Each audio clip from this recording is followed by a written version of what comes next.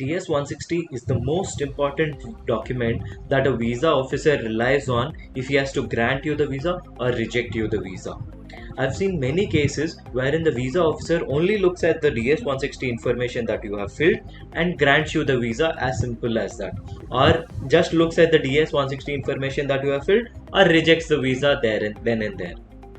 Unfortunately, a lot of people make mistakes while filling the DS160, which can lead you to the US visa being rejected.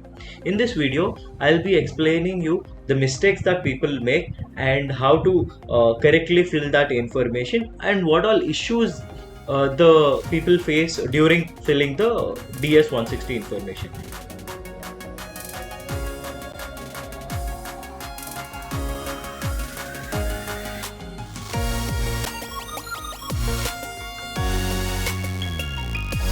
This is Salman back again with another video on how to avoid mistakes while filling the DS160. If you haven't watched my previous video on how to fill the DS160, I've made a detailed video on how to fill each and every information in the DS160. Click on the I button over here and watch the complete video. So let's get started. The first mistake that people generally make is their own name. Yes, you heard me right.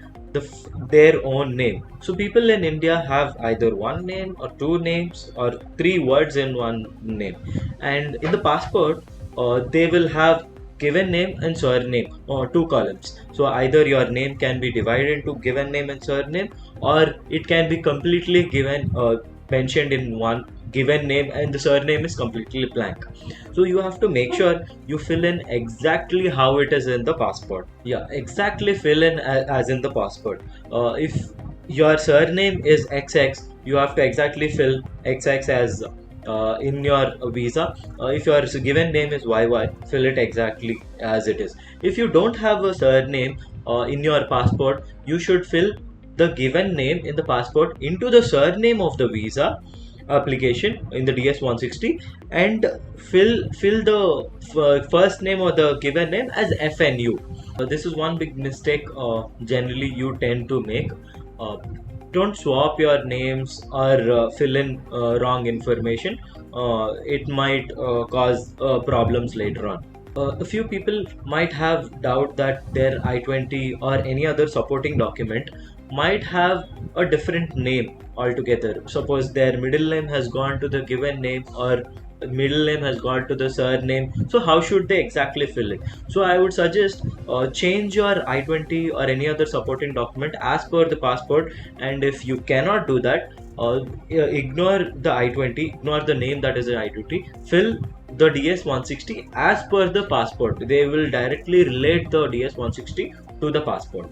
The second mistake that people do is that they fill Aadhaar card in the national identification number.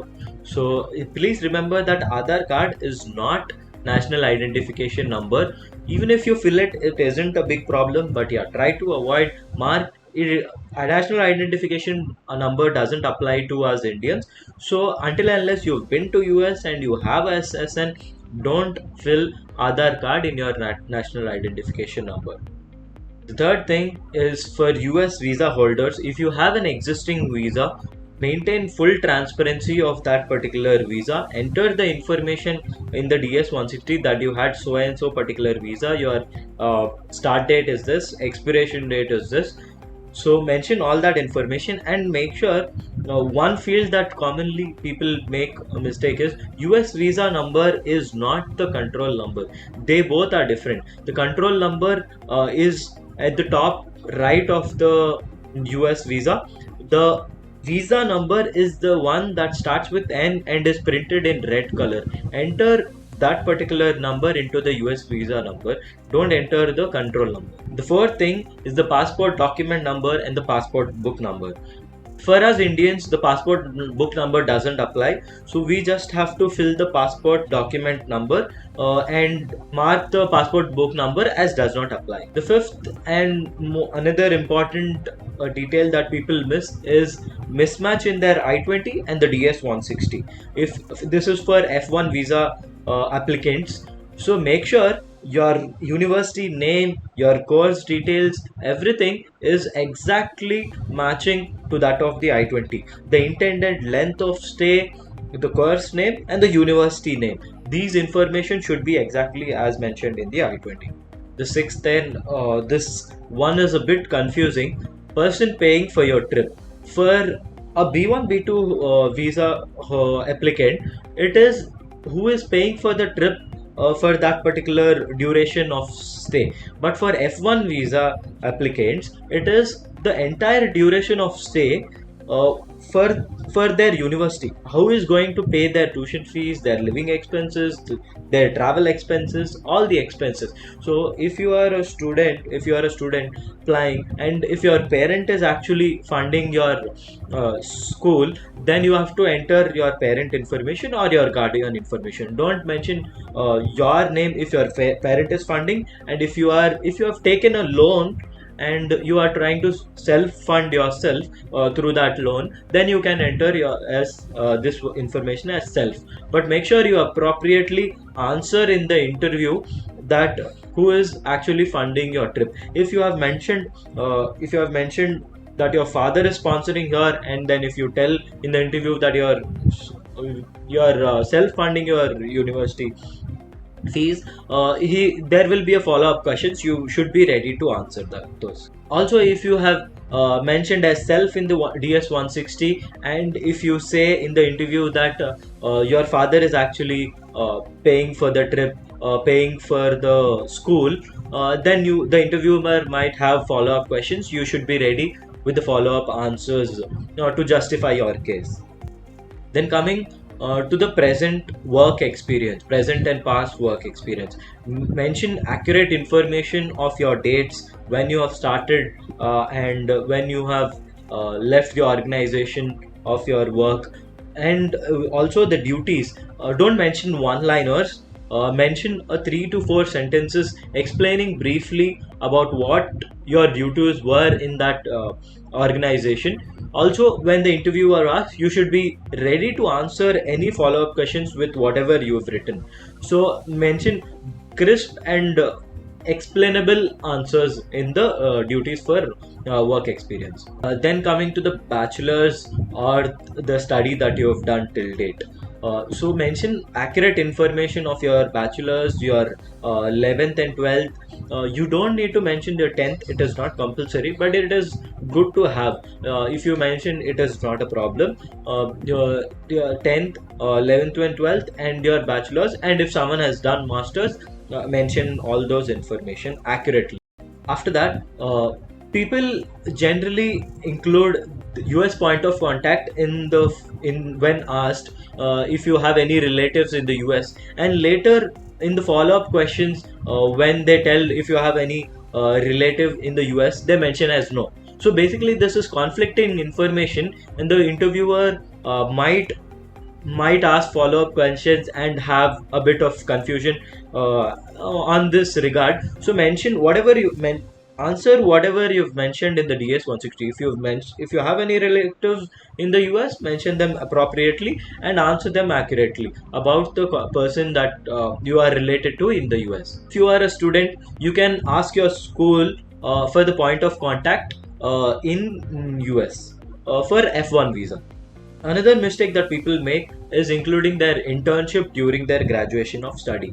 So internships during the graduation are not considered as work experience. So do not include them into work experience, even if they are paid internships. So only when you have worked for full time can you include those in the work experience. Finally, coming to the service information, include the service information accurately as mentioned in the I-20.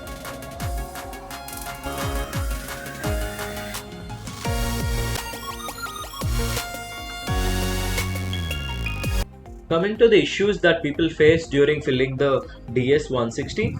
First, in the start of the application, people are confused as to which consulate to select. India Chennai, India Hyderabad, India Mumbai. People will be confused with the information that they fill in. should it be matching with the consulate that they want to get interview in? So I would like to say that it doesn't matter. Any consulate you can select, and later if you get a interview appointment at any other consulate, it doesn't matter. So select any consulate that is nearer to you and proceed with starting the application. Another confusion that people have is what to do if they lost their application ID. People don't save their application ID when they create the first application. So if you by chance remember the application ID, you can actually check that and retrieve the application. But if you haven't saved it anywhere, there is no other way to retrieve it. You just need to create a new application ID and fill the DS160 from the start and transfer that confirmation number to the US travel docs information as well.